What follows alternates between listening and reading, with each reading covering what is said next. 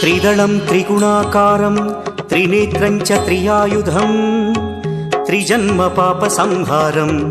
एकबिल्वं शिवार्पणम्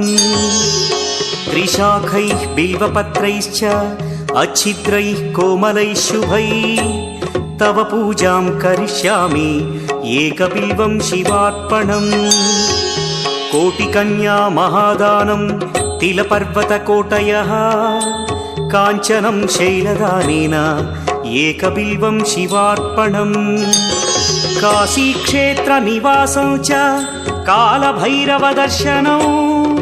प्रयागे माधवं दृष्ट्वा एकबिल्वं शिवार्पणम् इन्दुवारे व्रतं स्थित्वा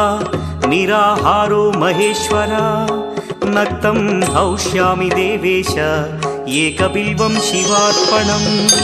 रामलिङ्गप्रतिष्ठा